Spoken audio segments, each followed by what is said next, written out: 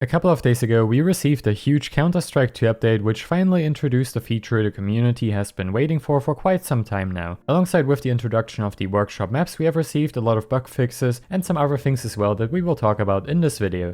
As always, of course, timestamps are in the description down below, so if you want to skip ahead, feel free to do so. Let's start off with the most important feature that was introduced with this update, the workshop maps. The feature itself is still very similar to how it was in CSGO, just select the Workshop Maps tab, and here you can find all of the workshop maps that you've added so far. If you do not have any added yet, you can click Visit the Workshop, where you can find all of the workshop content. Unfortunately, it seems like playing with friends is still not as easy as it was in CSGO. In CSGO, you could just go into a lobby with some friends, select the map you want to play, and the game would do the rest for you. This is still not possible in CS2 as far as I'm aware, which is quite unfortunate in my opinion. I really hope Valve will add this feature in a future update. Alongside with the introduction of the workshop maps, we have received some further adjustments for workshop tools as well, which is really good to see. You can see the changes on screen right now. I would also like to highlight that community servers can also host workshop maps, which is really great. Moving on to the gameplay changes, Valve finally addressed a lot of bugs. As you can see on screen right now, there's a ton of them this time around. Let's start off with the knife attacks, which weren't dealing the correct amount of damage. Previously, if you did the knife combo, it didn't deal full damage, specifically after switching to the knives. This is a problem that has been fixed with this update, which is really great to see. Knife attacks will now prioritize enemies and will only hit teammates if there's no enemies in range, which also is pretty nice to see. Some of the other bug fixes include a case where clients would show multiple gunshots for one actual shot. They also fixed the case where players would fail to keep their weapons between rounds of overtime. They fixed some instances once again of dropped weapons, which were falling out of the gameplay space. This is very good that they address these issues because it is probably very frustrating if that happens to you. They also fixed the case where weapons would fire faster than intended. I think this is the one that PSP1G showcased quite a while ago, which was a visual issue, but if this is the one that they are referring to, it is still good to see that this one has been resolved now. Decoy grenades have received a slight upgrade, as they now interact aesthetically with these smoke clouds. You can see this on screen right now. They may be a bit more useful now as they emit some light in the smokes, only on the smoke edges though, so this is something to keep in mind, and they also deform the smoke slightly, but nothing too drastic. I'm not entirely sure if this is making decoys more viable, but it may confuse some people at least. Smoke grenades now have a minimum fuse duration to prevent smokes from prematurely detonating if stuck in crevices, which you can see on screen right now. Basically, smoke grenades have a small delay before spreading. In first person, dead players will now see their own rectal at the server authoritative lag compensated position of their demise. What does this mean though? I'm pretty sure most of you guys have seen those clips where players got killed behind a wall, which is extremely frustrating. This patch note doesn't address or fix this issue, however it does something.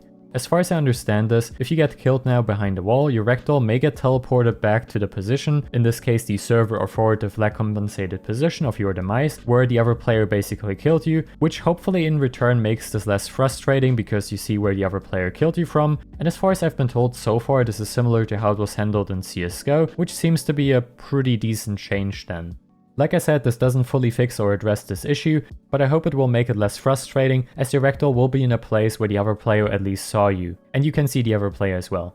Let's move on to the map changes. This time around, Inferno has been the only map which has received some changes. They fixed some clipping in various areas, which I hope addresses the issue that one of you guys recently pointed out. On A-side balcony there was apparently a pixel which was blocking players. I personally wasn't able to spot this one, so hopefully this has been addressed with this update, and special thanks to the person that pointed this out, I really appreciate it. They fixed various microgaps and also fixed disappearing meshes in the skybox, which is good to see, and they ended up removing the birds that got mistaken for grenades, which is good to see that they've removed them.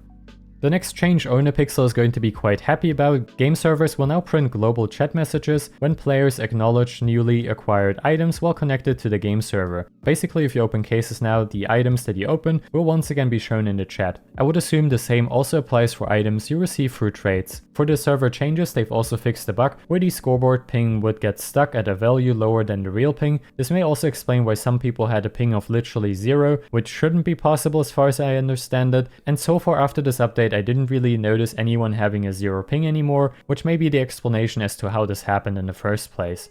They've also fixed the bug showing 100% packet loss immediately after connection, which is good to see. And Valve has also added some brand new server commands and features, which you can see on screen right now.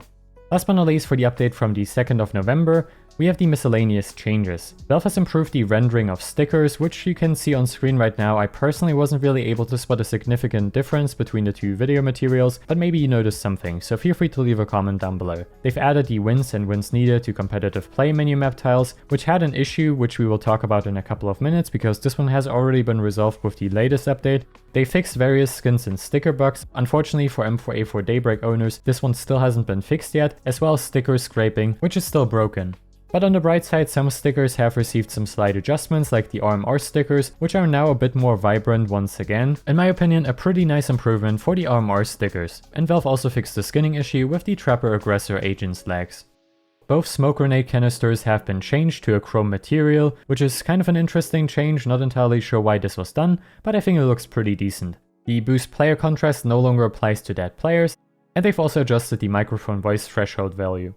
Last but not least, let's talk about the update from the 3rd of November, which has seen some pretty good improvements as well as some bug fixes. They've updated the weekly drop where you can now see how much time is remaining until you receive your next drop. This is pretty nice to see, and the competitive rating will now be updated after returning to the main menu from a win. Previously there was an issue in the main menu where the rank that was displayed was incorrect, so it's good to see they fixed this. They've also made some other changes which you can see on screen right now, which is pretty awesome. Anyways, that's going to conclude today's video. I hope it was informative and enjoyable to watch. Thank you so much for the support on the videos, and as always, of course, I will see you in the next one. Bye guys.